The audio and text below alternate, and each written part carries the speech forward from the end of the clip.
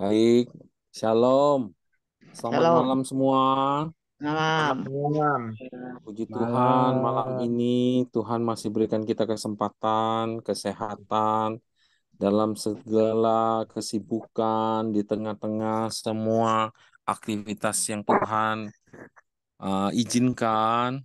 Kita bersyukur kita ada malam ini. Kita mau luangkan waktu, perhatian, konsentrasi hati kita untuk belajar bersama beberapa kitab yang sudah kita baca. Terima kasih juga Pak Abe, penginjil Abraham yang sudah menyediakan waktu, menyediakan diri untuk berbagi dengan kami, untuk boleh kami makin mengerti apa yang sudah kita baca beberapa kitab ini. Baik, sebelum kita mulai, Pak Abe mulai mengajar, mari kita rendah hati, kita berdoa, kita berserah pada Tuhan.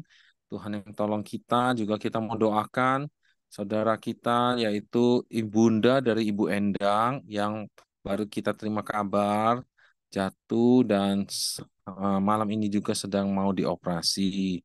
Ya, kita sama-sama, kita satukan hati, kita memohon pertolongan dan kasih Tuhan. Mari, Bapak Ibu, kita datang, kita berdoa.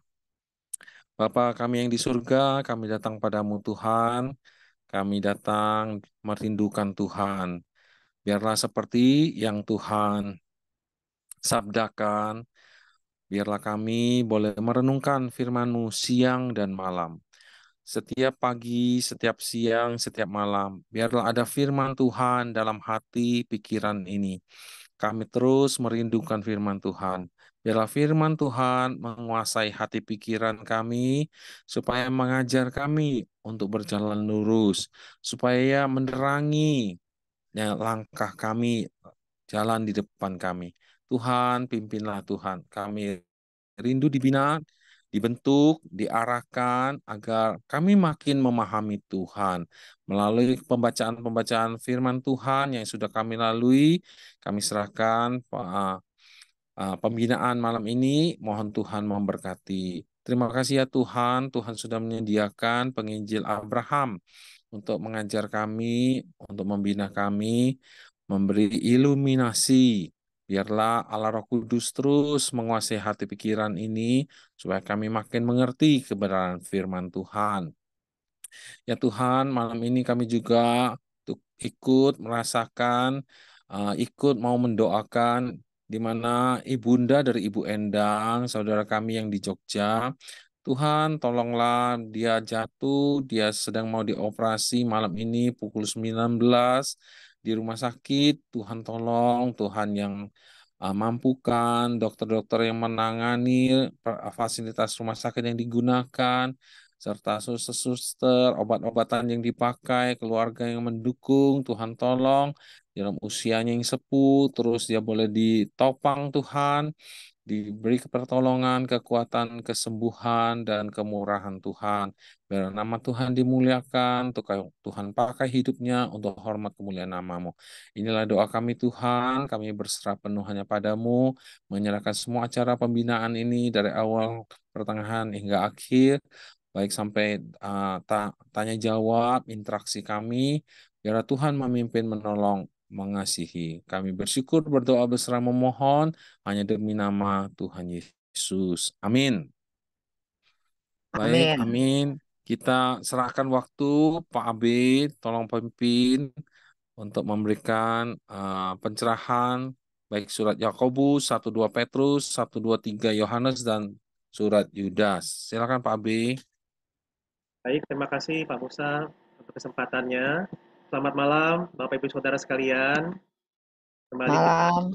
bertemu ya Malam. Bapak Ibu sekalian. Malam. Dan saya akan membagikan ringkasan dari surat Yakobus 1 dan 2 Petrus, 1 sampai 3 Yohanes dan Yudas. Jadi di dalam pertemuan kita ada beberapa kitab yang akan saya bagikan intinya. Semoga ini semakin memperlengkapi ya. Dan ya saya mau membuka dengan ini teman-teman sekalian. Bukan maksudnya saya mau bagikan uang dolar kepada Bapak Ibu sekalian yang mengikuti Asik. ini, karena saya juga pengen ya. Nah, tapi saudara, begini, dalam satu buku yang saya dapat, dikisahkan tentang pelatihan. Pelatihan bagi agen-agen rahasia di Amerika Serikat. Bagaimana cara mereka untuk bisa membedakan antara uang dolar yang asli dengan uang dolar yang palsu. Nah, kalau menurut rekan-rekan, kira-kira gimana ya kalau di Indonesia ini caranya kita membedakan antara uang rupiah yang asli dengan uang rupiah yang palsu? Ada yang ingat? Di scan. Di Scan. Terawang. Nah, di apa yang pertama? Di scan, Di-scan. scanner. Di-scan pakai apa? Ya ada kan alatnya, memang alat untuk mendeteksi. Ultraviolet mungkin. Ya, kalau Oh, oke. Berarti setiap kita harus beli alatnya dong ya? ya, tapi kadang ada juga katanya diraba-raba doang ya. Dilihat, diraba, di Diraba Terawang. aja. Nah, itu dia. Lagunya itu ya. Dilihat, diraba, di terawang. Jadi Oh itu iya. triknya, ya. Nah, jadi Sekarang rekan-rekan, di jadi aplikasi HP itu Pak, ada aplikasi HP bisa melihat kalau uang yang keluaran baru itu ya, pakai 100, aplikasi HP 1000, Pak ya. 50.000, ya itu nanti di apa? Scan. Ya Foto. di scan juga itu nanti akan muncul lagu Indonesia Raya. Nah, apakah Oh, apakah Oh, pemalsunya bisa bisa menaruh lagu Indonesia Raya apa enggak? Kalau itu sampai bisa ya enggak tahu lagi gimana caranya meredam pemalsuan itu. iya, iya. Oke. Itu Ya, paling canggih itu untuk mengetahui asli or tidaknya itu. makin canggih Pak ya. Iya. Ya, Oke. Nah, jadi kembali kepada penjelasan saya tadi. Jadi ini tapi memang buku ini mengisahkan tentang pelatihan untuk jangka waktu yang sebelumnya, yang sudah lama, sudah sekitar 10-an tahun yang lalu. Jadi di situ pelatihan yang diberikan kepada para agen rahasia ini adalah mereka tidak diminta untuk mempelajari atau tidak disodorkan uang-uang dolar yang palsu, melainkan pelatihan yang mereka ikuti adalah pelatihan di mana mereka diminta untuk mengamati uang dolar yang asli. Jadi uang dolar yang asli itu mereka pelajari, ya tadi mungkin dilihat, diraba, diterawang, dipegang teksturnya, dilihat tintanya, kemudian kalau ada foto atau lukisan dari pahlawan mereka atau kepala negara mereka, dilihat kira-kira matanya ngelirik kemana, matanya jereng apa tidak. Jadi benar-benar dilihat dengan cermat, dengan seksama, dengan teliti uang dolar yang asli. Nah, kenapa itu yang menjadi pelatihannya? Apa alasannya? Jawabannya adalah begini. Uang dolar yang palsu akan terus-menerus ada setiap waktu. Sehingga kalau hanya untuk mempelajari uang dolar yang palsu, maka kehabisan waktu bagi para agen rahasia ini. Kalau begitu solusinya adalah pelajarilah dengan cermat, dengan teliti uang yang asli, maka ketika agen-agen rahasia ini mengetahui setiap detailnya, maka begitu dia ketemu dengan uang dolar yang palsu, dia langsung bisa mendeteksi, oh ini palsunya di sini, ini palsu di kembangnya, ini palsu di daunnya, ini di tanda tangannya yang salah, dan seterusnya. Nah, jadi saudara, ini adalah sebuah pelatihan yang diberikan dan kita bisa menarik sebuah pelajaran di sini. Ketika kita menjalani kehidupan kekristenan kita, tidak jarang akan ada berbagai macam pengajaran-pengajaran yang berseliweran di dalam kehidupan kita, sehingga kita mungkin bingung, ini pengajaran benar apa enggak? Mirip-mirip Kristen tapi kok sepertinya agak-agak kurang tepat. Nah, gimana caranya kita bisa menyikapi di tengah-tengah berbagai ajaran yang ada, pengajaran-pengajaran sesat yang bisa terjadi? Nah, jawabannya adalah pelajarilah yang asli dengan tekun. Sehingga bagian ini kiranya semakin menyemangati kita untuk terus membaca Alkitab dengan rajin, dengan tekun, dan sebenarnya ini jugalah yang menjadi tema besar dari surat-surat yang sudah rekan-rekan baca di beberapa minggu yang lalu. Jadi rekan-rekan, ada berbagai permasalahan yang dihadapi ketika surat-surat yang kita pelajari itu dikirimkan.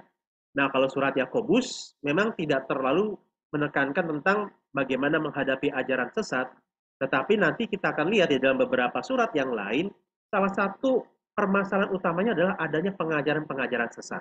Nah, kalau surat Yakobus, penulisnya adalah Yakobus, tetapi Yakobus yang dimaksud di sini bukan Rasul Yakobus, murid Tuhan Yesus, karena Yakobus, murid Tuhan Yesus, sudah mati sebelumnya di dalam Kisah Rasul, dihukum, dibunuh dengan pedang pada masa pemerintahan Herodes.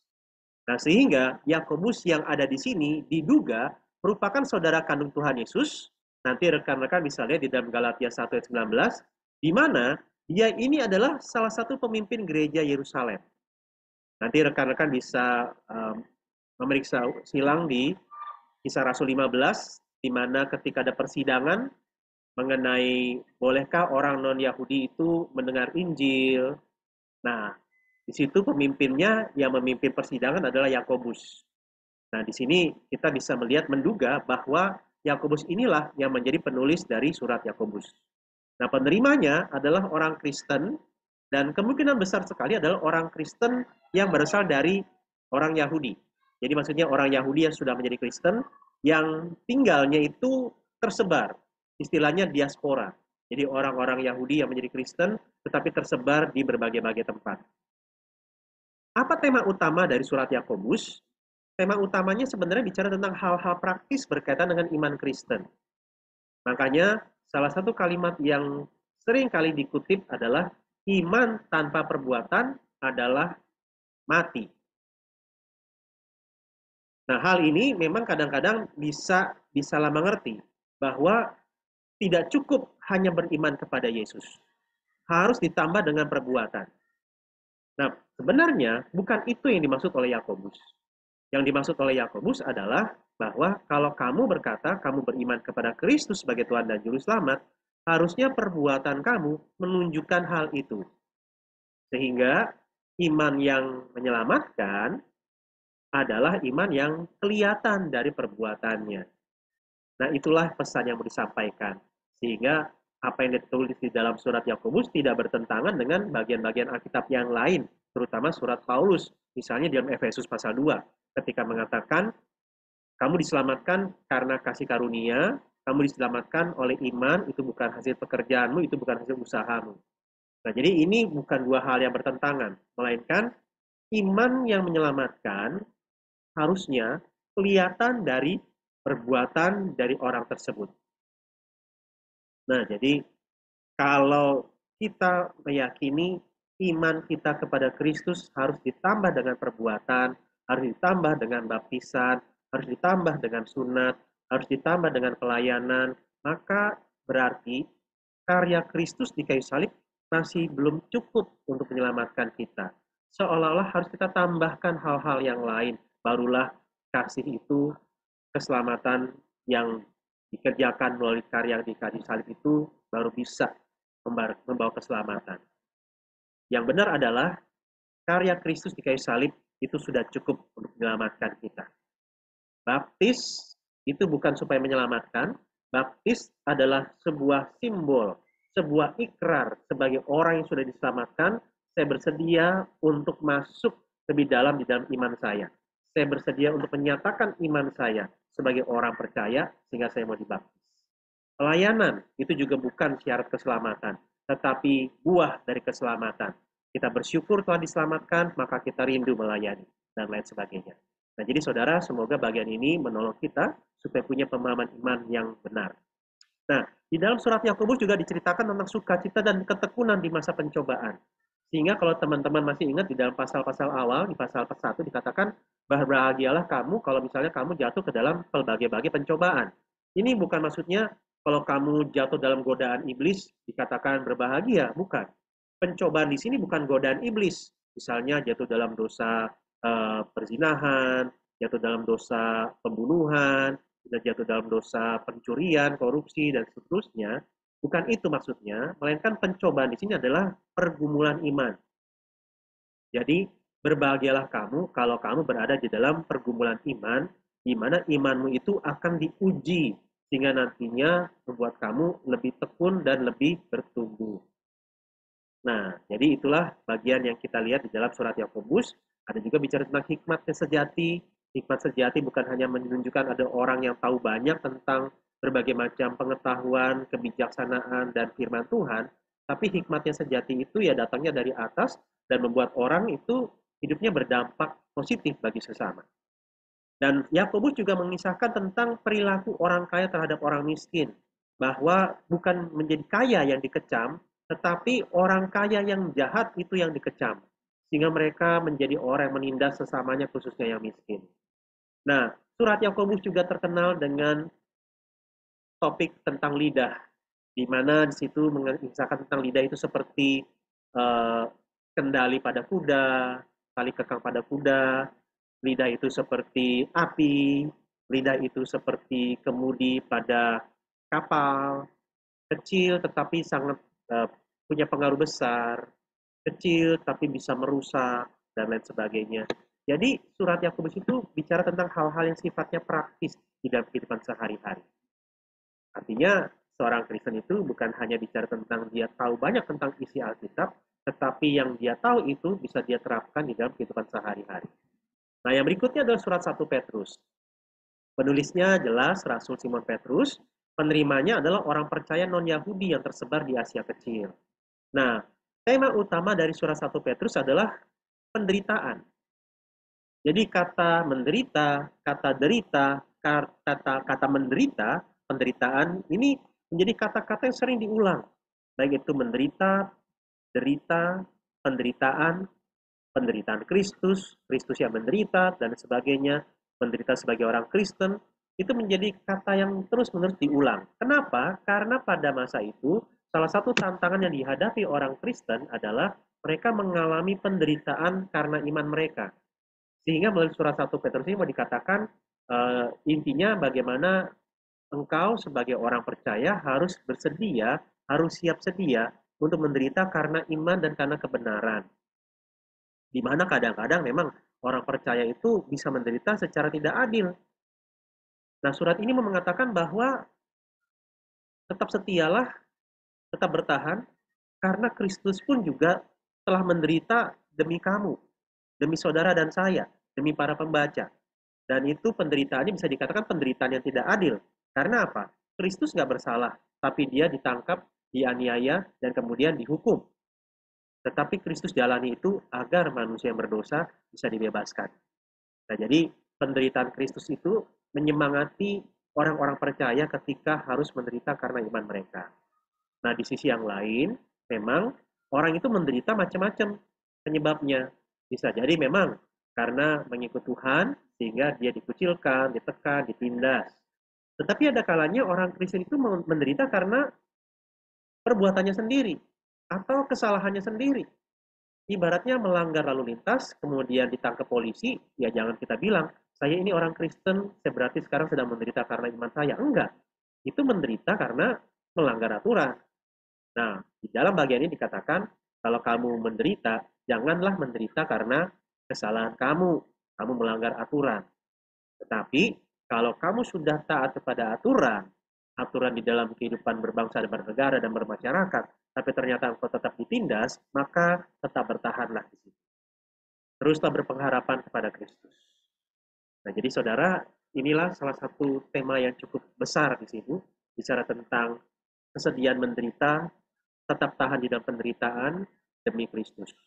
Dan salah satu yang menarik adalah kalau di dalam pasal terakhir 1 Petrus 5 bicara tentang iblis yang mengaum-ngaum seperti singa yang hendak menelan. Ini menarik ya, seperti singa yang lagi mau menangkap, dalam artian menelan mangsanya. Makanya di dalam pertanyaan refleksi saya itu saya tanya, kok menelan ya? Bukannya menggigit atau mencakar atau mengunyah. Kenapa menelan? Nah, kalau menelan, saudara, berarti biasanya tanpa ada proses menggigit dengan gigi. Kalau kita digigit dengan gigi singa, pasti sakit. Dan bisa jadi ya tangan kita putus misalnya. Tapi ketika ditelan, artinya itu jangan-jangan menggunakan lidah. Lidah berarti kan satu bagian organ tubuh kita yang sangat lembut. Makanya ada yang mengatakan lidah tak bertulang. Nah, jadi maksudnya adalah serangan iblis itu sebenarnya mengerikan, tapi seperti lidah yang sedang menjulur yang lembut, lembek, halus, tiba-tiba bisa membuat tangan kita ditelan. Nah, itulah godaan iblis. Yang mungkin kadang-kadang nggak keras, nggak menyeramkan, tapi justru lembut dan menyenangkan. Sehingga kenapa banyak orang jatuh dalam dosa? Karena godaan iblis itu begitu menyenangkan, begitu halus, begitu lembut, begitu soft. Ibaratnya mainnya main cantik. Nah, jadi saudara, biarlah bagian ini mengingatkan kita mesti waspada di tengah-tengah kehidupan kita sebagai seorang Kristen. Surat yang kedua, ditulis juga oleh Rasul Simon Petrus, penerimanya komunitas umat percaya. Nah, di dalam bagian ini, Rasul Petrus di dalam kepekaannya terhadap pimpinan Tuhan, ini sebagai semacam surat perpisahan, karena di dalam surat ini Petrus mengatakan bahwa dia tidak lama lagi akan meninggal. Nah, di tengah-tengah dia yang sudah punya kesadaran bahwa akan meninggal, Petrus peduli dengan kondisi jemaat yang dia layani, sehingga mendesak mereka untuk terus bertumbuh dan tekun, terutama menghadapi pengajaran sesat yang hadir di waktu itu. Pengajaran sesat ini mengajarkan tentang menolak kedatangan Yesus yang kedua. Ibaratnya mereka mengatakan bahwa tidak ada tuh kedatangan Yesus yang kedua, Yesus tidak akan datang lagi yang kedua kali, sehingga ya sudah hidup terus saja di dalam dosa. Karena ya biasanya ya, karena ada kedatangan Yesus yang kedua yang tiba-tiba, maka biasanya kita mungkin akan bersiap-siap, berjaga-jaga. Nah, ketika dikatakan ya Tuhan Yesus nggak akan datang lagi untuk yang kedua kali, maka itu bisa membuat orang, oh ya udah, berarti kalau Tuhan nggak tiba-tiba datangin saya, ya saya hidup aja terus di dalam dosa. Toh nggak ada yang akan nge-gap saya atau menangkap basah saya ketika saya jatuh dalam dosa. Nah, justru disinilah yang menjadi kepedulian Petrus. Jangan sampai hal itu mencemarkan cara berpikir dan iman orang-orang Kristen waktu itu. Nah, surat 1 Yakobus juga sedang berhadapan dengan pengajaran sesat. Nah, yang surat 1 Yohanes yang menulis ada Rasul Yohanes, penerimanya adalah ya orang-orang Kristen yang kemungkinan besar adalah orang-orang Kristen yang ada di gereja Efesus. Tema utamanya adalah bicara tentang Yesus yang adalah manusia sejati sekaligus Allah yang sejati. Jadi dia benar-benar Allah dan benar-benar manusia. Nah, kedatangan Yesus yang adalah Allah yang menjadi manusia menyatakan kasih Allah. Dan terutama melalui penyalibannya itu juga menyatakan kasihnya, sehingga ketika orang percaya telah mengalami kasihnya ini, maka orang percaya harus saling mengasihi. Dan yang kedua, tidak terus-menerus hidup dalam dosa, melainkan memiliki keyakinan di dalam Allah yang mengasihi mereka, sehingga mereka memiliki hidup yang kekal. Nah, jadi saudara, ini adalah salah satu surat yang sangat tegas mengatakan bahwa Yesus itu Allah sejati sekaligus manusia sejati. Dia bukan hanya kelihatannya seperti manusia, tetapi dia benar-benar manusia. Nah, ini dua hal yang memang tidak mudah untuk dimengerti dan diterima. Karena apa? Kok Allah bisa mati? Itulah pertanyaannya kan. Nah, Allah bisa mati. Harusnya Allah nggak bisa mati. Nah, tapi ketika dikatakan Yesus mati di kayu salib, itu mengatakan bahwa itu menunjukkan bahwa Yesus adalah manusia 100%, sehingga bisa mati. Sehingga bisa lapar, bisa haus, perlu tidur, dan sebagainya. Nah, di sisi yang lain, Yesus juga adalah Allah. Sehingga inilah yang membuat bagian kita hanya bisa ya mengimani bahwa Alkitab mengatakan dua-duanya, Yesus Allah sekaligus manusia. Nah, kalau Yesus hanya Allah, maka dia tidak bisa menjadi perwakilan manusia untuk manusia mengalami keselamatan. Nah, kalau Yesus hanya manusia, maka kematiannya di kayu salib nggak ada gunanya buat kita. Karena apa? Perlu ada juru selamat bagi Yesus kalau memang Yesus hanya manusia saja. Nah, karena itu Yesus harus adalah Allah sejati sekaligus manusia sejati. Sehingga kita bisa diselamatkan oleh dia. Nah, kita lanjut kepada surat 2 Yohanes. Nah, ini penulisnya juga Yohanes. Hanya memang penerimanya itu seperti ada semacam simbol atau kode di mana dikatakan ya kepada ibu yang terpilih. Nah, memang tidak diketahui secara pasti maksudnya apa. Ibu yang terpilih ini apakah bicara tentang sebuah gereja lokal atau perempuan yang menjadi tuan rumah dari sebuah gereja, di mana zaman itu memang gerejanya gereja rumah, menggunakan rumah dari salah satu jemaat untuk menjadi tempat untuk ibadah. Jadi untuk ibu yang terpilih dan anak-anaknya, sehingga ada yang menduga maksudnya adalah ibu ini bicara tentang sosok yang menaungi anak-anak, berarti anggota-anggotanya. Nah, entah yang benar yang mana kita tidak tahu, tapi intinya ini bicara tentang surat yang ditujukan kepada sebuah komunitas orang Kristen. Nah, tema utamanya kembali tentang peringatan terhadap pengajaran palsu yang menyangkali kemanusiaan Yesus. Nah, yang menjadi penekanannya adalah jangan sampai pengajaran palsu dan sesat ini merembet menjalar ke komunitas Kristiani lainnya. Jadi kalau sudah sampai ke tempat tersebut, ke sebuah komunitas ini, jangan dibiarkan. Kalau dibiarkan, ini bukan hanya mencemari satu sinode atau satu gereja lokal, tetapi ini bisa menyebar ke berbagai macam gereja yang lain atau komunitas Kristiani yang lain. Nah, yang ketiga, surat 3 Yohanes maksudnya juga ditulis oleh Rasul Yohanes, penerimanya adalah Gaius, sahabat dari Yohanes, meskipun ini bukan Gaius Tambunan ya, koruptor yang adalah pegawai pajak, tapi ya nama Gaius Tambunan diambil dari sini. Jadi Gaius sebenarnya baik ya. Nah, tema utama dari surat ini adalah tentang tugas keramatamaan Kristen. Karena di dalam surat ini ditunjukkan bahwa ada penginjil-penginjil keliling yang ini orang-orang yang tulus, orang-orang yang berintegritas. Nah, ketika ada hamba-hamba Tuhan keliling ini melayani, maka gereja atau jemaat itu bertugas untuk menyambut mereka dengan ramah. Karena mereka adalah orang-orang yang dipakai Tuhan untuk mewartakan Injil. Nah, sayangnya di dalam surat 3 Yohanes ini ada orang yang atau pemimpin yang tidak suka sehingga menolak para penginjil keliling ini. Nah, ini memang kita perlu pahami bahwa penginjil keliling di sini orang yang baik ya, rekan-rekan. Jadi bukan orang-orang yang seperti sales ataupun penginjil-penginjil yang mengajarkan ajaran sesat, tapi ini orang-orang yang memang benar hidupnya, penginjil-penginjil yang tulus dan pengajarannya benar.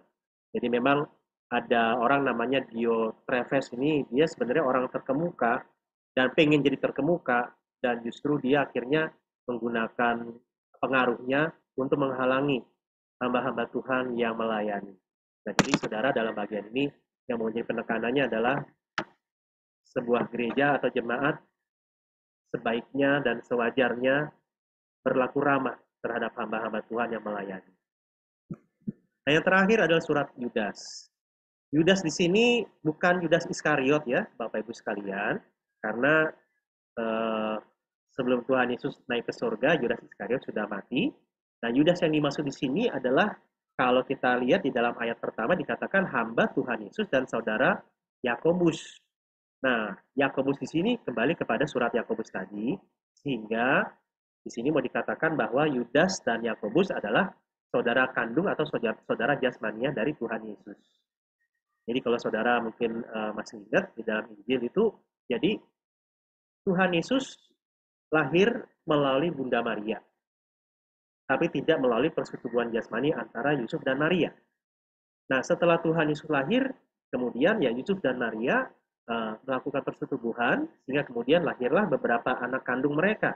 Jadi ada Yakobus, ada Yudas, ada Yoses, dan seterusnya, termasuk ada beberapa anak perempuannya. Nah, jadi di sini Yudas ini adalah saudara jasmania Tuhan Yesus. Nah, tetapi yang kita lihat adalah bagaimana Yudas memperkenalkan diri. Dia memperkenalkan diri dengan penuh kerendahan hati. Meskipun dia bisa katakan dia adalah saudara kandung atau saudara jasmania Tuhan Yesus, tapi di surat ini dia katakan bahwa dia hamba Tuhan Yesus. Artinya, meskipun Yesus adalah saudara jasmaniahnya, tapi Yudas sadar bahwa Yesus adalah Tuhan dan Raja di dalam hidup Yudas. Nah, penerimanya adalah orang-orang Kristen yang berasal dari orang Yahudi, di mana mereka sangat mengerti perjanjian lama dan tahu literatur apokaliptik Yahudi. Jadi ada literatur-literatur yang berkaitan dengan masa-masa yang akan datang, tentang nubuat-nubuat akhir zaman, versi perjanjian lama, yang mereka tahu. Jadi mereka punya itu. Nah, tema utamanya apa? Tema utamanya adalah penghukuman yang pasti bagi mereka yang hidup sembrono dan mengajarkan orang lain untuk melakukannya. Jadi kembali bicara tentang adanya pengajaran yang palsu, pengajaran yang sesat. Dan di sisi yang lain, karena itu penting sekali menjalani hidup kudus. Dan yang kedua, punya sikap bahwa ada kasih dan pemeliharaan Allah bagi umatnya yang setia. Nah, rekan-rekan sekalian, kalau secara praktis, bagaimana dengan kita di zaman sekarang? Nah, kita lihat satu bagian ini dulu. Jadi salah satu ajaran yang cukup marak adalah di masa-masa zaman perjanjian baru adalah Gnostik. Nah, Gnostik ini punya paham bahwa tubuh itu jahat, roh itu baik. Nah, sehingga hal ini membuat mereka tidak bisa menerima Yesus adalah Allah sekaligus manusia. Kenapa? Kalau Yesus Allah, oke, masih sepakat. Ya karena apa? Roh itu baik, Allah itu roh. Maka kalau Yesus adalah Allah, Yesus roh, Yesus baik, ya karena Yesus bukan tubuh, tidak punya tubuh. Nah, tapi kalau Yesus itu punya tubuh, Yesus itu adalah manusia sejati, berarti Yesus punya sisi jahat. Mana bisa roh yang baik bersatu dengan tubuh yang jahat? Nah, itulah konsep mereka. Sehingga dampaknya adalah orang-orang ini ada yang menyiksa tubuh. Jadi hidupnya hidup yang sepertinya saleh, menahan lapar, menggores-goreskan tubuhnya sampai luka. Itu tujuannya supaya roh yang terpenjara oleh tubuh ini bisa dibebaskan. Nah, yang kedua, dampak yang lain adalah ada sekelompok orang yang karena punya pemahaman tubuh itu jahat, ya udah, lakukan saja berbagai kebobrokan moral. Karena kan yang melakukannya tubuh, dan tubuh itu jahat. Jadi nggak apa-apalah berbuat hal-hal yang menyimpang secara moral. Menyakiti orang lain, membunuh, berzina, dan lain sebagainya. Nggak apa-apa. Karena yang melakukannya kan tubuh, bukan roh. Nah, jadi inilah dampaknya ya, bahwa pengajaran sesat punya dampak yang sangat buruk di dalam kehidupan dan hal-hal yang bersifat praktis dalam keseharian. Nah, kalau di zaman kita bagaimana? Pengajaran gnostik ini sudah tidak ada ataupun tidak beredar, tapi rekan-rekan, pengajaran sesat ada di mana-mana. Nah, saya mungkin tidak akan sebut satu persatu di dalam pertemuan kita, tapi untuk saudara bisa menilai apakah sebuah ajaran itu atau pengajarnya itu sesat atau tidak, lihat dari tiga hal ini. Kalau di dalam Matius pasal 7 dikatakan ya, pohon diketahui dari buahnya. Jadi yang sesat-sesat ini diketahui dari buahnya. Nah, buahnya itu maksudnya apa? Nah, inilah praktisnya. Lihat dari hidup si pengajar. Pengajar ajaran itu benar apa enggak? Baik apa enggak? Kemudian yang kedua, ajarannya. Ajarannya aneh atau enggak? Menggelisahkan atau enggak? Membawa damai atau malah bikin rusuh? Dan yang ketiga, pengikutnya. Pengikutnya seperti apa orang-orangnya? Gaya hidup mereka seperti apa? Nah, jadi saudara lihat dari tiga hal ini, sehingga kalau tiga hal ini saudara sudah lihat, dan ternyata menemukan bahwa semuanya fine, semuanya baik, ya sudah, tidak perlu ada masalah. Tetapi kalau misalnya isi ajarannya sudah bertentangan dengan Alkitab, menolak keilahian Kristus, menolak kemanusiaan Kristus, bilang Yesus itu Allah yang diciptakan, atau manusia yang diberikan penghormatan khusus, itu jelas salah. Atau misalnya apa? Ada kitab yang berotoritas selain Alkitab, nah itu juga salah. Nah, jadi saudara di sini semoga saudara-saudara sudah mulai lebih peka lagi ya. Nah, jadi kira-kira gambarnya begini. Kita bedakan antara gereja yang lain dengan gereja sesat atau aliran sesat.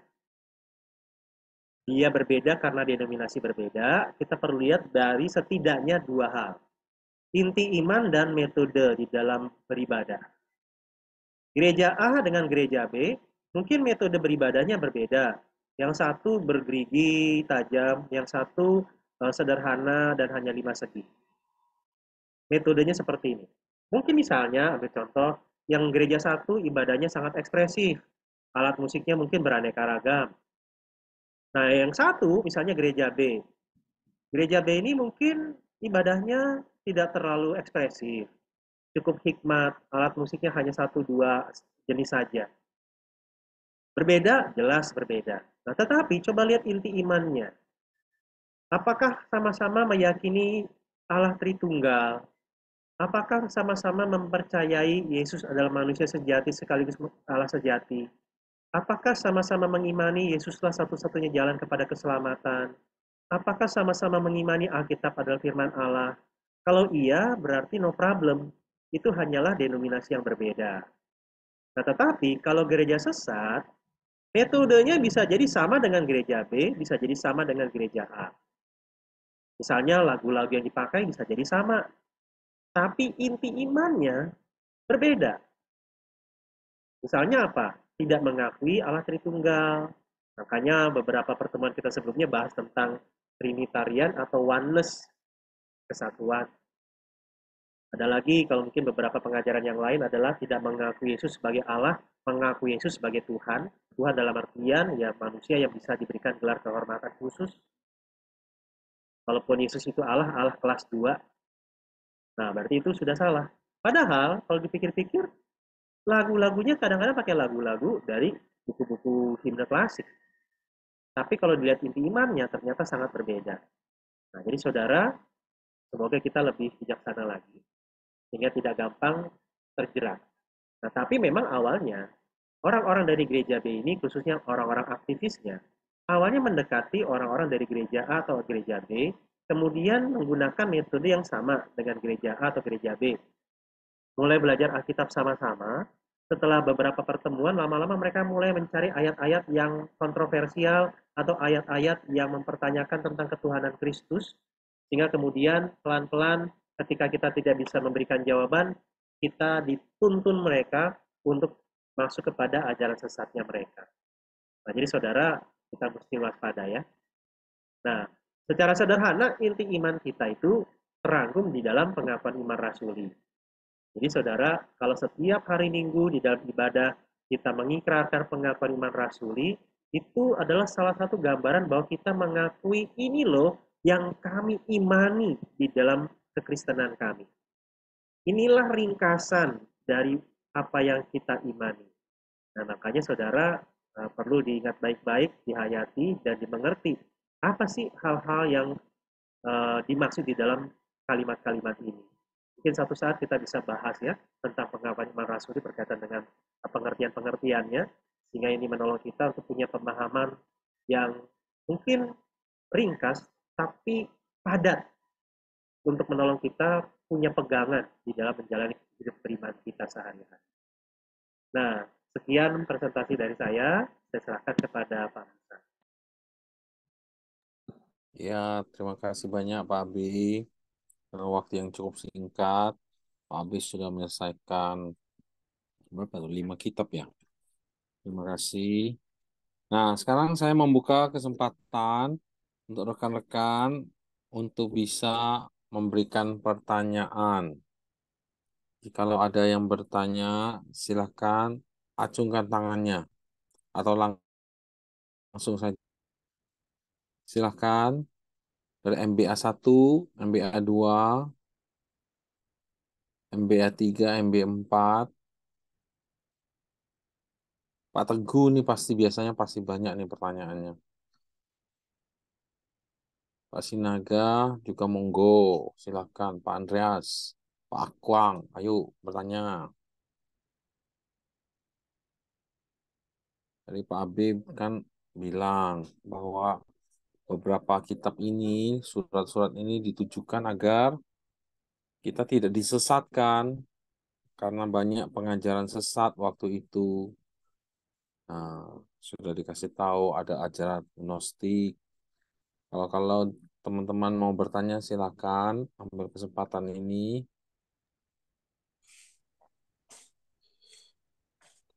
Terima kasih atas kesempatan yang diberikan. Silakan Pak Pak Teguh. Abraham, saya mau bertanya tentang yang sering disebut ya dalam percakapan diskusi kita sehari-hari tentang ajaran seksi Yehova. Dulu beberapa tahun yang lalu memang pernah didatangi oleh mereka. Mereka ini ya menjelaskan tentang ya intinya mengajak mengikuti ajaran mereka. Saya sudah lupa itu apa yang mereka sampaikan karena sudah lama banget ya. Jadi pada kesempatan ini kami mohon penjelasan dari Bapak, sebenarnya ajaran apa yang dibawa oleh Seksi Yehova, dan apakah itu juga termasuk aliran sesat? Demikian, Pak. Ya. Silakan Sementara langsung Pak itu Abe. dulu. Terima kasih. Terima kasih. Baik, terima kasih untuk pertanyaannya dari Pak Teguh. Jadi memang tentang saksi Yehova ini, atau dalam bahasa Inggrisnya Jehovah Witnesses, kalau kita kalau dalam bahasa Indonesia disingkatnya SSY ya, saksi-saksi Yehova. Dan mungkin kalau rekan-rekan di kota masing-masing, kalau misalnya melihat sebuah bangunan, gedung, yang ada papan namanya, tulisannya JW.org, nah itulah tempat mereka ya. Nah, jadi memang ini adalah salah satu pengajaran yang memang sesat. Karena di dalam pemahaman mereka, mereka menolak keilahian Yesus. Mereka menerima dalam artian Yesus itu sebagai Allah kelas 2. Padahal ya kita meyakini Allah kita Allah Tritunggal, di mana Allah Bapa ya setara dengan Allah Anak, sama-sama Allah. Bukan berarti Yesus lebih berkurang kealahannya. Nah, tapi memang kadang-kadang kita juga perlu sadar bahwa seringkali kalau kita menyebut Yesus, kita menyebut kata depannya, gelarnya adalah Tuhan. Tuhan Yesus. Kita nggak pernah dalam percakapan, di dalam khotbah, di dalam doa, kita berkata dalam nama Allah Yesus kami berdoa. Biasanya kita berdoanya dalam nama Tuhan Yesus. Nah, memang kata Allah dengan Tuhan itu bahasa Inggrisnya memang berbeda. Allah bahasa Inggrisnya God. Tuhan bahasa Inggrisnya Lord. Nah, di dalam dua kata ini, bahasa Inggris seringkali memakai kata Lord bisa dipakai untuk Allah, tapi juga bisa dipakai untuk manusia. Makanya kadang-kadang misalnya kalau kita membaca berita, itu orang-orang bangsawan di Eropa, khususnya di Inggris, gelar kebangsawannya kadang-kadang pakai ada kata Lord, Lord of Buckingham, dan seterusnya. Jadi kata Lord itu Tuan, bisa juga Tuhan, tergantung dalam kalimatnya. Nah, seringnya memang kita menemukannya Tuhan Yesus. Kita menyebutnya Tuhan Yesus. Jarang sekali menyebut Allah Yesus. Nah, sehingga memang yang jadi pertanyaannya, di mana di dalam bagian Alkitab yang menyatakan bahwa Yesus adalah Allah? Apakah saudara tahu di ayat mana Yesus disebut sebagai Allah?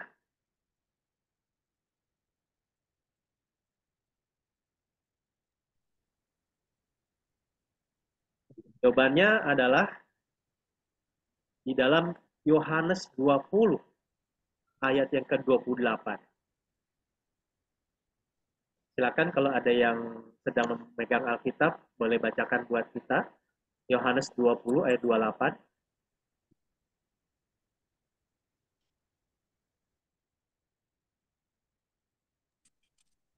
Ya Tuhan, Thomas menjawab dia, ya Tuhanku dan Allahku. Ya, terima kasih Pak Musa. Nah, itu pengakuan dari Thomas. Yang kadang-kadang kalau dalam khotbah-khotbah tuh sering jadi contoh buruk ya. Nih, jangan sampai kamu kayak Thomas nih yang suka meragukan Tuhan Yesus. Nih, jangan sampai kayak Thomas nih pas kebaktian kamu nggak datang. Begitu kamu nggak datang, ternyata Tuhan Yesusnya datang nih. Begitu datang, kamu nggak percaya dia datang. Makanya jangan suka bolos ya ke gereja. Bukan itu pesannya ya. Tapi di sini mau dikatakan dari seorang seperti Thomas yang awalnya peragu, begitu diberikan bukti tentang kematian dan kebangkitan Yesus, dia langsung bilang, ya Tuhanku dan Allahku, my Lord and my God. Dalam bahasa aslinya, bahasa Yunaninya, Lord di situ Kurios, God di situ bahasa Inggrisnya atau bahasa Yunani adalah Theos. Jadi Thomas menyebut Yesus sebagai Allah, Tuhan dan Allah. Nah, jadi saudara, itu salah satu ayat yang kita bisa jadikan pegangan. Kalau ada orang-orang yang berusaha untuk membuat kita bingung, apakah Yesus itu Allah beneran atau enggak, Allah kelas 2 atau enggak, di mana ayat Alkitab yang mengatakan Yesus adalah Allah, nah itu salah satunya, pegang itu. Sisanya kalau dikasih serangan-serangan yang lain, ya sudah, terima-terima dulu aja. Tapi yang pasti jangan goyah, karena apa? Ayat Alkitabnya jelas kok, bahwa Yesus Tuhan dan Allah. Nah itu, jadi itu salah satu hal yang penting. Nah kalau tentang, kadang-kadang memang ada ayat-ayat Alkitab yang mengatakan, misalnya Kolose 1 mengatakan ia adalah gambar Allah yang tidak kelihatan, yang sulung, lebih utama dari segala yang diciptakan. Itu kan di dalam Kolose pasal 1. Nah kalimat ini kadang dimengertinya, oh kalau memang Yesus adalah yang sulung, lebih utama dari semua yang diciptakan, berarti kan kalau yang namanya sulung kan berarti yang pertama. Ada yang diciptakan, ada yang sulung, berarti Yesus adalah yang pertama-tama diciptakan. Kolose pasal 1. Nah, salah, cara bacanya bukan begitu. Ini kata sulung yang dimaksud berkaitan dengan pengertian pembaca waktu itu. Bayangkan ibaratnya saudara ke Sukabumi, ketemu dengan teteh-teteh gitu ya, yang bilang mangga. Nah, pas dia bilang mangga, kita kan nggak mungkin bilang, maaf, saya nggak suka mangga, saya sukanya duren. Kalau orang Sukabumi ini bilang mangga, kita tahu ini bukan lagi nyebut nama buah. Buah. Kalau dia bilang mangga, kita jawabnya apa? Bunten. Bunten. Bukan bilang maaf, duren. Enggak ya. Nah, jadi kita perlu ngerti arti dari katanya. Jadi maksudnya katanya bisa jadi sama, tapi pengertiannya belum tentu sama. Sama kata bisa jadi beda makna. Nah, waktu dikatakan Yesus adalah gambar Allah yang tidak kelihatan, yang sulung lebih utama dari segala yang diciptakan, sulung yang dimaksud itu bukan bicara tentang urutan saja, tetapi bicara tentang apa sih yang menjadi keistimewaan anak sulung. Anak sulung itu adalah orang yang utama menjadi waris dari harta orang tuanya. Jadi ibaratnya dialah yang paling berhak atas seluruh harta orang tuanya. Nah itulah kenapa kalau kita ingat kisah perumpamaan anak yang hilang, si sulung itu marah besar ketika si bungsu datang. Kenapa? Karena yang pertama, si bungsu lebih duluan minta harta warisan. Padahal harusnya yang bungsu minta harta warisan, padahal harusnya yang sulung duluan yang dapat. Sulung duluan yang berhak, kemudian sisanya yang bungsu. Nah ini si bungsu duluan yang nyerobot urutan. Jelas kan si sulung pasti kesel karena si bungsu udah nyerobot giliran. Nah yang kedua, ketika akhirnya si bungsu dibawa kembali oleh sang bapak, sang ayah, kan diadakan pesta perjamuan. Nah untuk mengadakan pesta itu, hartanya dari mana? Biayanya dari mana? Berarti kan dari sisa warisan yang sudah seharusnya jadi miliknya si sulung. Ternyata harta ini diambil untuk kemudian dipakai menjadi biaya untuk pengadaan pesta. Nah, jadi saudara kalau sebagai anak sulung pada waktu itu, pasti kesel banget. Udah diserobot gilirannya, bagian yang udah dimiliki dipotong lagi demi si bungsu. Gimana nggak kesel? Nah, meskipun memang kita tidak membenarkan sikap si sulung, tetapi setidaknya kita bisa mengerti kenapa ya si sulung ini marah-marah banget, kesel banget ketika si bungsu disambut dengan luar biasa hangat oleh ayah mereka. Nah, jadi itu beberapa hal yang perlu kita ketahui setidaknya untuk saat ini. Nah, salah satu hal praktis yang bisa kita lakukan, jadi ini bukan promosi, tapi mungkin bisa menjadi satu hal yang membantu. Ada satu toko buku Kristen di daerah Kampung Melayu, Jatinegara, namanya toko buku Kalam Hidup. Saya tidak tahu apakah masih ada atau tidak toko buku. Masih ya, masih ada Pak ya. Nah, dulu itu mereka suka menerbitkan traktat tentang pengajaran benar dan aliran-aliran sesat. Jadi ada semacam satu lembar kertas besar yang bisa dilipat-lipat menjadi beberapa bagian. Nah, di situ nanti dia akan menjabarkan topik-topik kekristenan tentang misalnya Allah, tentang Kristus, tentang Roh Kudus, tentang dosa, tentang keselamatan. Nah, pandangan dari Saksi Yehova seperti apa? Pandangan dari Christian Science seperti apa? Pandangan dari Mormon seperti apa tentang hal-hal tadi? Dia buatkan secara sistematis dan ringkas. Jadi, kalau saudara berminat, ini bukan promo ya, tapi mungkin bisa beli. Nah, saya nggak tahu apakah bisa dibeli di Tokopedia atau tidak. Buat rekan-rekan yang di daerah, saya tidak tahu apakah ada toko buku Kristen yang lain yang menjual, tapi itu salah satu eh, buku atau bahan yang cukup ringkas tapi cukup membantu, sangat membantu. Dan memang ada beberapa pengajaran sesat lain yang ada di Indonesia, misalnya adalah Mormon. Mormon itu kalau di Indonesia mereka menyebutnya gereja Yesus Kristus dan orang-orang suci zaman akhir. Nah itu jadi itu sesat juga. Kalau di daerah Jakarta Pusat, di daerah dekat Menteng, sebelahnya Rumah Sakit Mata, itu ada gereja Christian Science, Kristus dan ahli ilmu pengetahuan. Itu juga ajaran sesat. Nah, jadi saudara memang eh, akan ada berbagai macam ajaran sesat, termasuk juga beberapa tahun terakhir ini dari China ada juga aliran Allah Maha Kuasa, God Almighty. Dari Korea juga ada.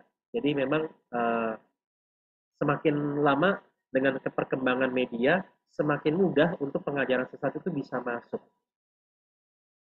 Nah, jadi saudara ya ini satu hal yang memang perlu kita sikapi dengan baik-baik ya, karena kalau tidak kita bisa kebawa dan ya kita terhilang dari rekan-rekan kita yang lain. Mungkin itu Pak Teguh yang bisa saya sampaikan. Maaf jawabannya terlalu panjang jadinya. Ya, menarik sekali. Terima kasih Pak. Justru ini yang sangat kita harapkan ya Pak ya. Jadi menambah wawasan kami di dalam mempelajari firman Tuhan ini. Jadi di awal kan tadi Bapak sudah sampaikan bahwasanya untuk tahu yang palsu kita harus menggumuli, mempelajari siang dan malam ajaran yang asli. Ajaran yang asli kita sampaikan, kita baca melalui Alkitab yang sudah menjadi kesepakatan bagi iman kita, Pak. Demikian, Pak. Terima kasih Pak Abraham atas penjelasannya yang sangat-sangat lengkap. Sama-sama Pak Teguh. Ya, makasih Pak Teguh, makasih Pak Abraham untuk jawabannya. Jadi yang tadi Pak Abraham itu promosikan itu ya, nanti boleh kita cari di online mungkin. Mudah-mudahan masih ada tuh tentang ajaran sesat. Oh iya, boleh itu Pak. Nanti mungkin bisa Pak. Iya, Apa? nanti tak cari dulu ya Pak. Nanti kalau Ya, saya ketemu linknya saya share di grup. baik. Oke, baik. Apakah masih ada pertanyaan lain? Pak Tapi Musa, mungkin ya. sebelum lanjut, kita foto dulu aja ya. Oh, boleh. Oke. Baik, Bapak Ibu, dimohon kesediaannya untuk membuka kamera sebentar untuk difoto, kemudian nanti langsung dimatiin lagi. Tolong semuanya buka ya Sudah banyak yang kameranya belum ya. buka, Pak Akwang, Pak Andreas, Pak Teguh, Yosafat. Oke, Pak Andreas, Pak Akwang kamera videonya. Si Alien, terus Pak Pak Andreas, Andreas, kamera, Pak Pak Akwang, Andreas, sip, mantap. Syoklien, Pak Yosafat. Yosafat, Yosafat belum. Ibu Susi boleh silahkan difoto dulu Bu, nanti baru lanjut Tolong lagi. dibuka semuanya ya, kita mau foto nih. Kalau nggak cuma kelihatan Yosafat, kotak-kotak doang nih, nggak kelihatan Yosafat muka belum nih. bisa ya. Nah mantap, Pak Akwang sudah buka, Yosafat belum. Ibu Susi, oke. Bu Susi, bisa dibantu dibuka kameranya Oke. sebentar saja, Sangat habis itu sedang boleh tutup sangat lagi. tidak bisa. Hmm? Siapa yang foto Pak Abi bisa tolong diambil ini Pak. Oh oke. Ya, Boleh. Pak Abe tolong ya foto ya. Yosafat belum bisa ya? Ya kayaknya nggak bisa buka kamera dia. Oh ya, Mungkin oke kamera oke. rusak mungkin. Oke, Oke. Oke, Siap rekan-rekan. tolong dihitung satu, semua Dua, dua, senyum. smile. 1, 2, 3. Oke. Oke, Ya, terima kasih Pak Abi. thank you. Boleh dilanjut Terima ya. kasih.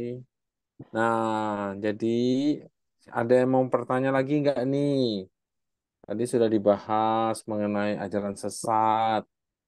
sudah dibahas. Pak Abe tadi ada menyinggung sesuatu tentang kepada ibu yang terpilih. Nah, waktu saya baca itu ibu yang terpilih itu agak keren, ini juga ya, mengkerunyutkan ini ya, jidat. Kenapa ditulisnya seperti itu ya?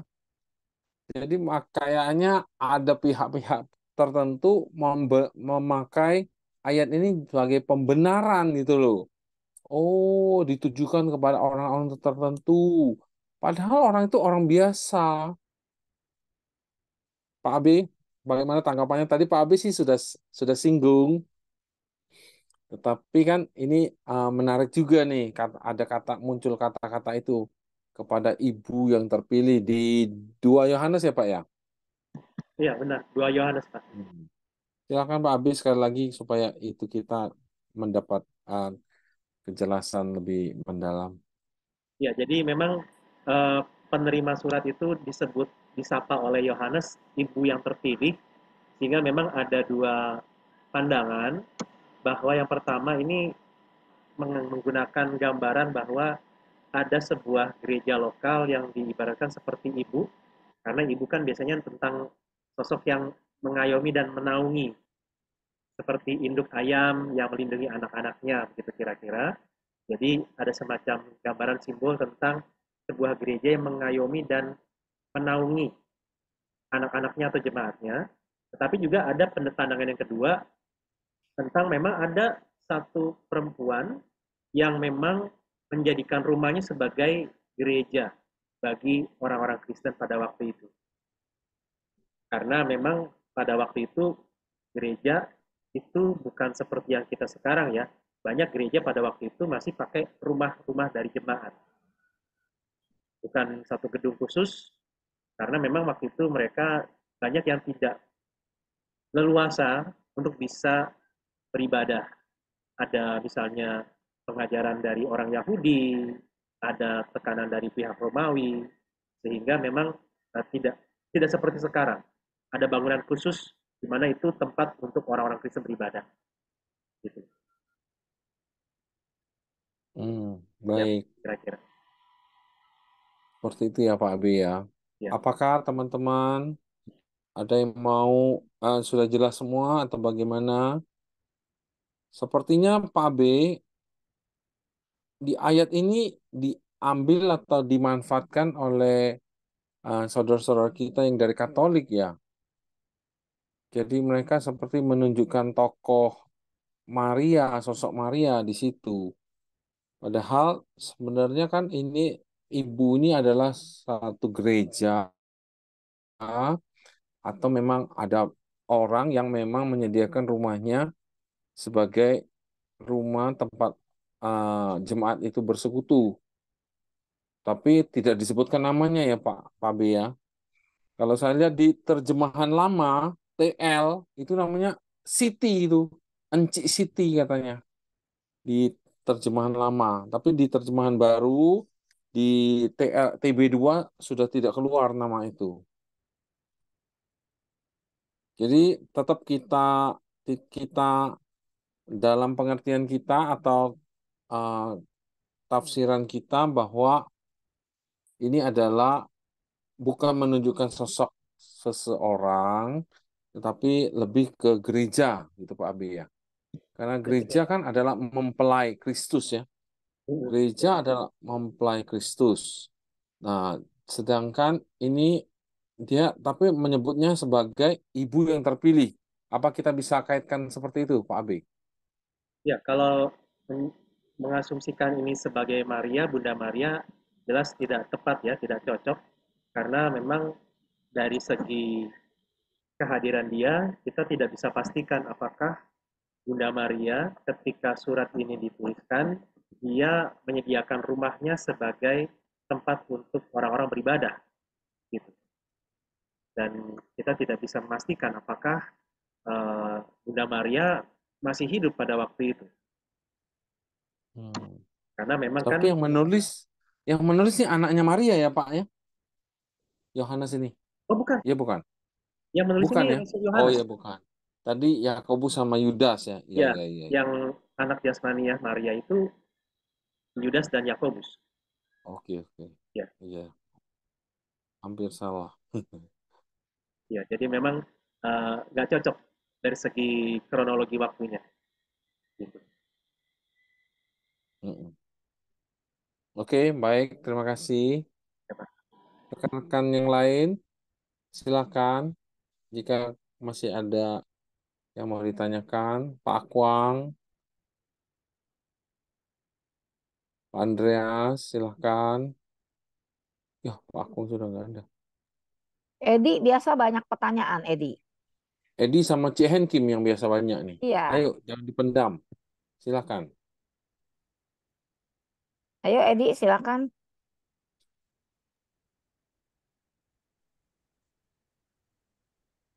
Tes. Masuk ya? Ya, Ya, masuk. masuk. Silakan. Itu udah dibuka. Oh, enggak itu mau nanya doang sih. Apa pengajaran sesat itu kan gereja-gereja yang tadi yang Pak Abe sebutin kan ada tuh di daerah-daerah sini. Itu kenapa nggak bisa ditindak ya kita ya? Terus pengajarannya itu maksudnya sampai sekarang tuh masih ada, masih berkembang gitu ya istilahnya ya. Itu doang sih saya mau nanya. Sorry, tadi yang pertanyaannya, yang pertama apa tadi? Enggak, kan eh, gereja-gereja yang tadi yang disebutin Pak Abe kan ada tuh yang di daerah mana tadi yang pengajaran sesat itu. Ya. Kenapa kalau dari kita itu nggak bisa ditindak gitu? Oh, Malah oke. dia udah bangun gereja sendiri, terus udah ada kayaknya makanya sekarang tuh makin lama makin ada pengikutnya, makin bertambah lah gitu. Itu aja sih mau nanya doang. Oke. Ya, ini memang eh, kita perlu lihat dalam konteks kehidupan berbangsa dan bernegara, relasi antara gereja dengan negara. Nah, jadi memang kalau di Indonesia, ya setidaknya kita bisa melihat bahwa ada hal-hal di mana tidak bisa serta-merta sebuah institusi keagamaan langsung menindak sebuah komunitas di dalam lingkup negara Indonesia. Makanya bahkan rekan-rekan kita yang muslim pun sebenarnya tidak mudah, meskipun pada akhirnya kadang-kadang ada juga yang misalnya menindak orang-orang atau aliran-aliran di dalam agama mereka yang dianggap menyimpang atau sesat. Misalnya Ahmadiyah dan lain sebagainya. Nah, tapi kalau di kita kan jelas di satu sisi karena kita juga minoritas, tidak bisa sembarangan untuk menindak, dan di sisi yang lain memang dari pemerintah memberikan keleluasaan. Sehingga meskipun tidak langsung diakui sebagai agama, tetapi diperbolehkan untuk menjalankan kegiatannya.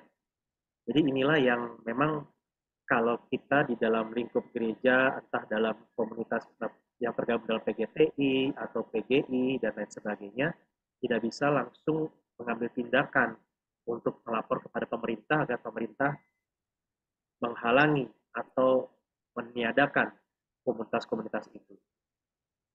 Jadi kita bisa melihatnya bahwa ya ini di dalam izin yang diberikan kepada mereka oleh pemerintah, dan kita sebagai komunitas berlandaskan yang agama ini tidak bisa langsung melakukan intervensi terhadap izin ataupun keleluasaan yang diberikan oleh pemerintah.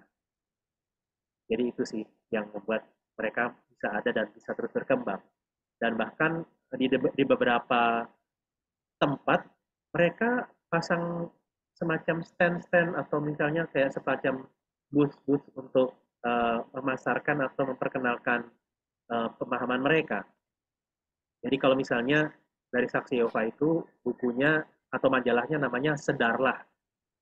Sedarlah, ada tanda serunya. Sedarlah, itu dari bahasa Inggris awake. Sadar dong, gitu kira-kira. Nah, nanti mereka juga akan berikan Alkitab terjemahan mereka, versinya mereka namanya New World Translation, terjemahan dunia baru. Dan biasanya salah satu ciri khasnya, kalau Alkitabnya bergambar atau situsnya bergambar dan menggambarkan tentang Yesus, biasanya gambar Yesusnya itu rambutnya pendek. Rambutnya pendek segini, tulisan berewokan, nggak sampai gondrong gitu. Ya nggak masalah juga sih, kita nggak tahu secara persis rambutnya Tuhan Yesus segondrong apa, tapi setidaknya ciri khasnya mereka menunjukkan Yesus versinya mereka itu rambutnya pendek, nggak gondrong. Jadi kalau teman-teman nanti cari-cari gambar di Google, terus mereka kok Yesusnya rambutnya bagus ya, nggak gondrong. Kita coba lihat itu situsnya apa. Kalau jw.org, nah berarti itu dari Saksi Yehova. Kadang-kadang ada lagu-lagu himne klasik di YouTube itu dari gereja-gereja sesat, misalnya dari Mormon, kalau yang berbahasa Inggris ya. Jadi itu yang kadang-kadang membuat orang tidak langsung curiga. Kalau aliran God Almighty yang dari Cina, itu lagunya enak melodinya. Dari syairnya nggak langsung bermasalah, tapi nanti semakin saudara mempelajari, makin banyak masalah. Nah, tapi kita bersyukur teman-teman sekalian, kita hidup di era di mana informasi lebih mudah kita dapat, jadi tinggal teman-teman cari tahu aja di internet, ketik kalimat atau kata aliran God Almighty. Nanti teman-teman bisa lihat di situ deskripsinya, termasuk ajarannya, dari situ teman-teman bisa mulai mengkritisi masalahnya di mana. Ya itu ya, sedikit penjelasan. Baik, thank you Pak Abe. Sudah cukup, Bro Edi? Eh, jadi nih Pak, boleh nambah nih Pak Waduh, Abraham. boleh. Tadi Pak Abraham menyinggung tentang gereja di Tiongkok ya. Nah, kan ini sekarang lagi ngetren kan gini nih. Dari tetangga sebelah itu kan Presiden Cina Xi Jinping kan mau mengawinkan apa istilahnya, mengakulturasi antara ajaran Konghucu dan Al-Quran mereka. Islam. Sekarang Ya. Islam. Kemudian tadi juga disinggung juga masalah gambar Tuhan Yesus. Nah, saya memang pernah lihat kalau di negeri tirai bambu ini Tuhan Yesus kan digambarkan Pak ya, tipikal sebagai orang Chinese gitu. Apakah ini juga termasuk dianggap penyimpangan begitu, Pak? Kemudian kalau seandainya Bible ini supaya bisa menjadi apa istilahnya, bisa merasuk ke masyarakat Tionghoa di sana, kalau misalnya seperti dikombinasi dengan ajarannya dari Konghucu, sebetulnya Konghucu kan merupakan ini ya Pak, kebijaksanaan gitu ya, kata-kata yang bijaksana gitu. Itu bagaimana Pak, komentar Bapak? Demikian Pak. Ya, terima kasih Pak. Terima kasih. Ya, mengenai gambar-gambar Yesus yang kita bisa temukan, termasuk yang ada di internet, memang ada peserta baru ya. Ada kucingnya. Ikut mendengarkan dia Pak. Luar biasa. Aduh, keren. Bikin belajar Alkitab juga. Ya, jadi itu uh, tidak penyimpangan ya Pak. Jadi misalnya kalau di daerah Cungko, lukisan Yesusnya kulitnya berwarna kekuningan, matanya lebih sipit, itu nggak masalah ya, bukan satu hal yang menyimpang. Apalagi karena kita seringnya melihat lukisan Yesus itu matanya biru. Padahal kan kalau Yesusnya itu memang kita lihat secara jasmani adalah orang Yahudi itu matanya nggak biru ya, tetapi agak kecoklatan gitu. Jadi memang sebenarnya lukisan-lukisan Yesus itu adalah rekaan, semacam tafsiran tentang sosok Yesus, khususnya ketika ada orang yang mendapatkan semacam bekas wajah Yesus ketika ada seorang perempuan yang melap wajah Yesus yang penuh keringat itu. Tapi itu semua jadinya membuat orang mencoba mereka-reka kira-kira wajah Yesus seperti apa. Jadi itu nggak ada masalah dengan itu. Cuman tadi yang mau saya maksudkan adalah kalau saudara lihat lukisan Yesus yang rambutnya pendek, itu siap-siap untuk cari tahu. Itu jangan-jangan dari Saksi Yehova. Tapi itu tidak ada masalah apa-apa karena kalau gambar-gambarnya sendiri adalah penafsiran. Nah, untuk yang kedua tadi, tentang perkawinan atau semacam sinkretisme ya antara agama A dengan Konghucu, itu Konfusianisme kita memang bisa lihat sebagai ajaran-ajaran kebijaksanaan Nah, ajaran-ajaran kebijaksanaan itu kita perlu lihat dari dua sudut pandang. Yang pertama bahwa Allah memang menyatakan diri dengan dua cara, anugerah umum dan anugerah khusus. Jadi maksudnya melalui anugerah umum ini, Allah bisa dikenali oleh semua orang. Baik itu melalui penciptaan, melalui hati nurani, sehingga sebenarnya melalui alam ciptaan dan hati nurani, dan pengertian kita, sebenarnya kita nggak bisa menyangkal bahwa ada Allah. Nah, sehingga makanya orang-orang seperti Konghucu ini, dia bisa melahirkan berbagai pemikiran-pemikiran bijak, itu kita tidak langsung mengatakan, oh ini bukan dari Tuhan. Karena itu tadi, bahwa Allah bisa memberikan anugerah umum melalui semua orang, kepada semua orang. Nah, tetapi bedanya adalah begini, anugerah umum itu anugerah umum yang membuat orang secara umum mengenal bahwa ada Allah. Nah, tetapi kita butuh anugerah khusus, di mana anugerah khusus ini adalah anugerah yang menyelamatkan. Melaluinya kita mendapatkan keselamatan. Nah, jadi hal-hal yang disampaikan di dalam pengajaran Konfusianisme ini, kalau ada hal-hal yang baik dan tidak bertentangan dengan Alkitab, tidak apa-apa, tidak ada masalah. Tetapi, mesti diingat bahwa itu tidak membawa kita kepada keselamatan. Jadi itu yang perlu kita mengerti. Dan kadang-kadang ada hal-hal yang sebenarnya kekristenan itu kalau dikaji lebih dalam melampaui Konfusianisme. Misalnya apa? Di dalam Konghucu dikatakan begini, jangan melakukan apa yang kamu tidak ingin orang lain lakukan kepada kamu. Iya. Kan bagus ya. Misalnya kalau kamu tidak ingin dipukulin, jangan mukulin. Kalau kamu tidak ingin dipermalukan, jangan mempermalukan orang lain. Nah, itu satu hal yang baik.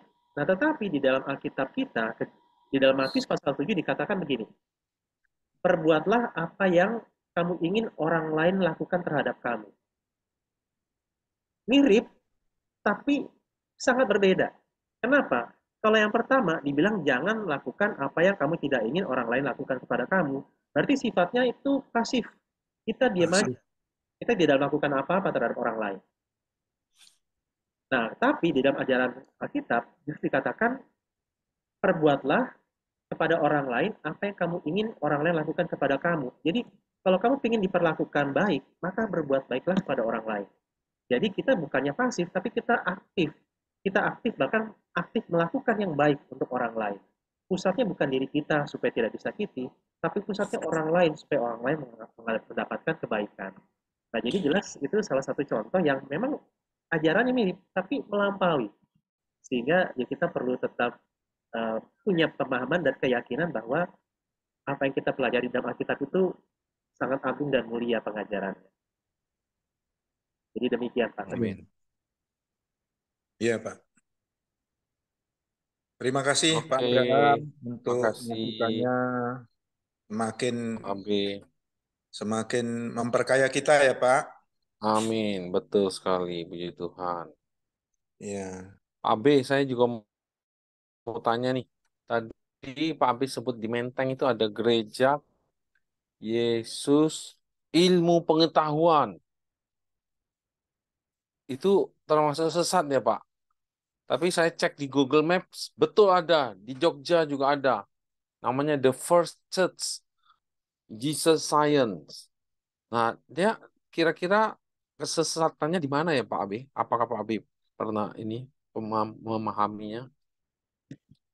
Ya, memang salah satu yang menolong kalau tadi punya traktat itu ya, yang tadi saya sempat sampaikan. Oke. Jadi itu dia menyebutkan banyak di sana, tetapi salah satunya tentang Christian Science ini adalah bahwa apa yang terjadi di dalam hidup kita itu diawali dari pikiran kita.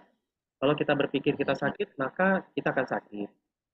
Kalau kita berpikir kita akan bahagia, kita akan bahagia. Jadi ibaratnya mau dikatakan bahwa kita itu sakit tergantung dari pikiran kita. Nah, tapi kan sebenarnya salah satu logikanya begini, apa iya kita sakit karena pikiran kita saja? Bukankah ketika kita kena virus, meskipun kita nggak berpikir kita kena virus, kita tetap batuk-batuk dan lain sebagainya. Nah, jadi intinya dalam hal ini secara umum adalah pikiran kita menjadi pusatnya. Dan kemudian biasanya ajaran-ajaran ini punya kitab-kitab yang lain yang otoritasnya itu dianggap setara dengan Alkitab. Jadi ibaratnya ada Alkitab dan ada buku yang lain. Nah, itu Christian Science punya, terus kemudian Mormon juga punya, dan kalau Mormon bahkan salah satu yang paling eksplisitnya membolehkan poligami di kalangan pemiliknya. Jadi kalau kita lihat di sini pengajaran sesat kelihatan dari moralitas pengajarnya. Dari situ jadi kita bisa dapat setidaknya 3 hal tadi ya, pengajar, pengajaran, dan pengikutnya. Gereja Mormon juga ada ya di Jakarta ya Pak Abe ya? Ya, namanya Gereja Yesus Kristus dan Orang-orang Suci Zaman Akhir. Hmm, di daerah Tebet kalau nggak salah ya. Iya, benar Pak, Waduh, di daerah Tebet. sebenarnya di sekitar kita banyak sekali ajaran sesat. Kalau yang tadi Pak Abe sebutkan gereja Allah yang Maha Kuasa itu dari China, itu ada beberapa kali diseminarkan di PGTI. Dan yang paling parah itu dia bilang bahwa Yesusnya itu adalah seorang wanita, menjelma seorang wanita yang bermaga yang kebetulan sama dengan marga saya. Dan wanita itu sekarang wanita China yang sekarang pindah imigrasi ke Amerika Serikat. Nah, itulah Tuhannya sekarang. Apa? Jadi Tuhan Yesus datang dalam wujud wanita. Ini yang di ibu itu, yang di marga yang itu, seorang wanita itu. Waduh. Tapi mereka bernyanyi dengan sangat bagus, dengan sangat rapi. Dia punya tinggi badan, anak perempuannya sama semua. Anak laki-laki tinggi badan sama semua. Potongan rambut sama semua. Muka-mukanya tuh mirip-mirip semua. Jadi mereka seleksi begitu ketat dari orang orang China kan banyak miliaran gitu ya. Diseleksi begitu ketat. Jadi seperti paduan suara yang menonjol tuh paduan suaranya ya. Paduan suara tentara yang sangat kompak rapi, bagus. Ya, tapi beberapa orang tua yang kurang pengalaman ya karena melihat kerapian dan keseriusan mereka bisa saja terjerumus. Tapi waktu kita kasih tahu ini sesat nih, sini sesat. Nah, mereka baru rupanya menjadi ngeh. Jadi memang kesesatannya dari dulu sampai sekarang, wah, banyak sekali ada di mana-mana. Kita mesti waspada, kita mesti hati-hati. Baik, Pak Abe, terima kasih banyak. Waktunya sudah cukup mungkin ya. Kalau ada satu closing statement, Pak Abe. Ya, yang mengulangi yang tadi tentang uang dolar, jadi saya mengharap rekan-rekan untuk lebih semangat lagi mempelajari Alkitab. Kita nggak tahu pengajaran palsu akan terus ada sampai kapan, tetapi yang paling penting kita terus belajar Alkitab, pelajari yang asli, sehingga kita bisa mendeteksi yang palsu, dan bukan hanya itu, kita bisa terus bertumbuh dan bisa menyatakan Kristus dalam kehidupan kita.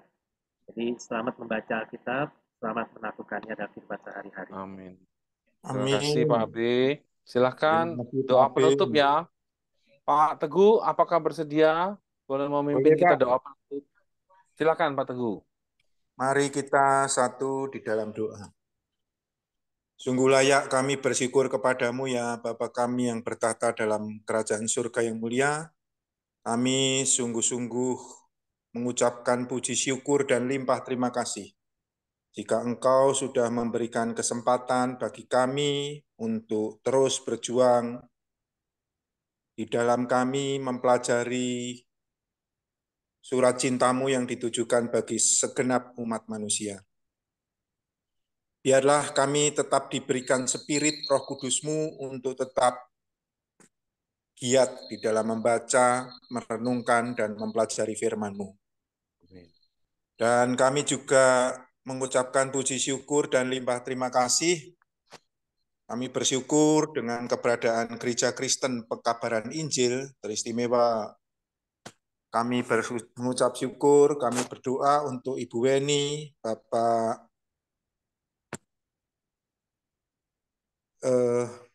Ibu Yuli, Bapak Musa, dan teman-teman segenap pengurus di GKPI ini yang sudah membagikan tentang program MBA, Mari Membaca Alkitab, yang bagi kami ini bukan hanya sekedar program, namun ini sudah menjadi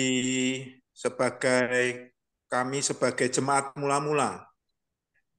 Kalau di zaman PB dulu, murid-murid Kristus yang pertama boleh berinteraksi langsung dengan Tuhan Yesus, dan di zaman sekarang melalui murid-muridmu juga kami boleh berinteraksi dengan Kristus melalui kitab Alkitab yang sudah ditulis oleh hamba-hambamu sekian ribu tahun yang lalu. Dan kami sungguh meyakini itu bukan merupakan suatu kebetulan, namun itu merupakan kasih karunia. Engkau sungguh-sungguh menyayangi kami sebagai anak-anak-Mu. Ya Bapa, biarlah upaya tentang mencintai firman-Mu ini tetap digelurakan di dalam kehidupan kami. Dan teristimewa kami juga memohon kepadamu, bukan kami hanya membaca, namun dengan membaca kami diberikan pengertian, diberikan iman yang mendalam, sehingga boleh kami ejawantahkan di dalam sikap hidup kami sehari-hari. Walaupun di sana-sini kami tetap mengakui kelemahan kedagingan kami, namun kami tetap mengharapkan kekuatan yang daripadamu, yaitu kami tetap mengharapkan bimbingan dari Roh Kudus-Mu. Ya Bapak, jikalau sebentar lagi kami juga akan undur dari forum Zoom ini untuk melanjutkan kegiatan kami maupun beristirahat, kami tetap mengharapkan penyertaan dan pimpinan tangan Tuhan. Terima kasih ya Bapa. Doa yang tidak sempurna ini kami alaskan di dalam satu nama, Kristus Yesus Tuhan yang juga menjadi Allah sesembahan kami, Guru Agung sejati kami, dan Juru Selamat kami yang hidup. Haleluya, amin. Amin. Puji Oh ya, Tuhan. sebelum kita live, saya umumkan dulu ya. Untuk Wahyu, kitab Wahyu kita akan membahasnya pada tanggal 6 Oktober ya, hari Jumat. Oktober. Ya, Sebelum 6 selesai ya. Oktober. Ya. Sebelum Wahyu selesai. Sudah selesai. Sudah selesai Oh, itu. Oke, Selesainya oke. tanggal 3. Oh, Selesainya 3. tanggal 3. 3 Oktober kita selesai. Gimana Pak? Pak Teguh. Mohon maaf Bu, kalau boleh jangan hari Jumat ya Bu, soalnya nanti berbarengan dengan kami juga di LBH Jumat malam itu kami pertemuan perdana diadakan pada hari Jumat tanggal 6 dan jamnya juga jam 6 begitu. Oh Acara Pak, apa tuh, Pak? gitu. Pak, komunitas LGBH yang Jumat malam yang disediakan untuk teman-teman kita yang masih bekerja gitu Pak. Oh ya, betul. Iya. Ya, Pak yang Abe, dulu sempat saya kirimkan ke Pak Musa juga. Oh iya, betul, maaf. Betul. Kami Pak Abe akan nanti